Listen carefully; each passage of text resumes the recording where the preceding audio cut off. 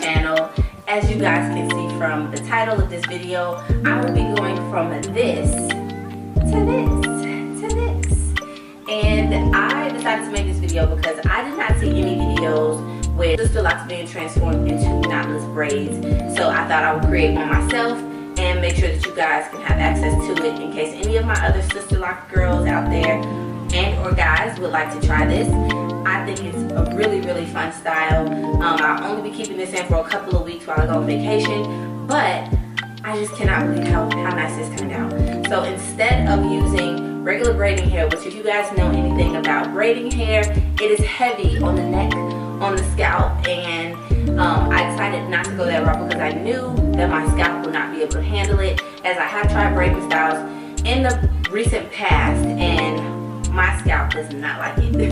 So I needed a lighter hair alternative, so I decided to use Brazilian hair wool, which is really popular in the African community.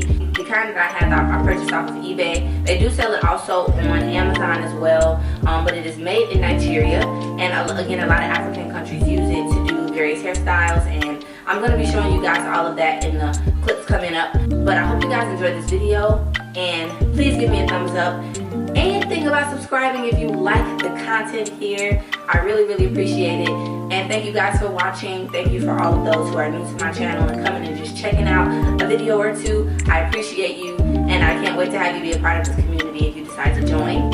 Other than that, happy hair. Okay, let's get to this hair, y'all.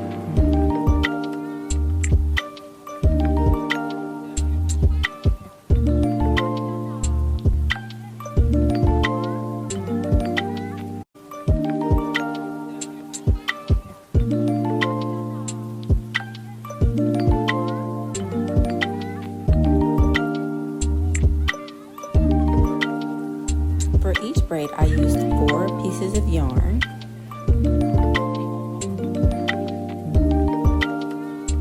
I wanted my knotless braids to resemble small knotless braids, so I used either 3, 4, or 5 locks per braid, really just depending on the area of my head and how many locks I could get into one small area.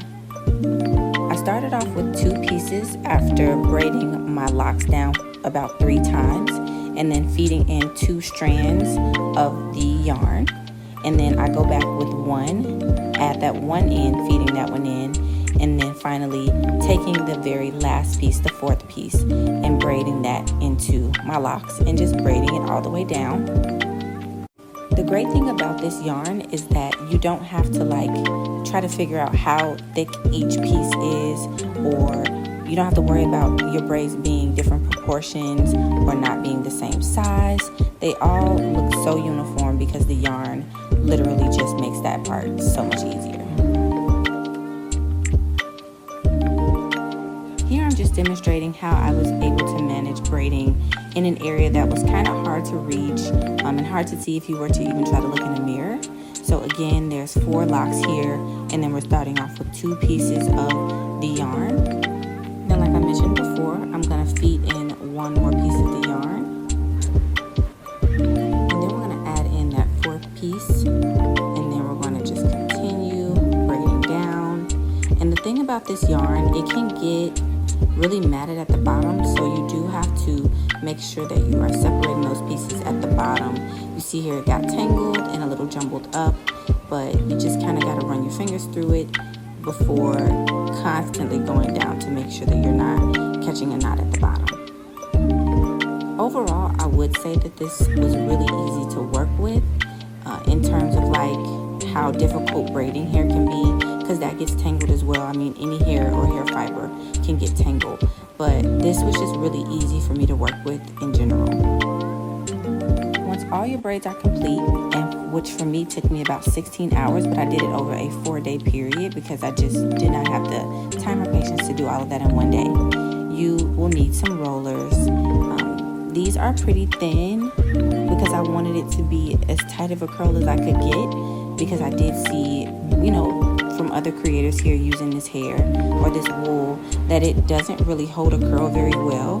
So, one of the young ladies that I watched, she said that you need to roll the hair onto the roller and then dip it into hot water to get a better result. So that's what I was doing here.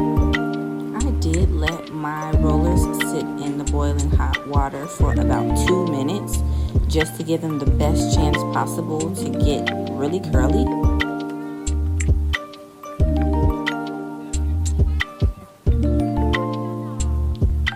And this is what the curls look like once you take them off of the roller. It's not a tight curl at all. It's more like a wave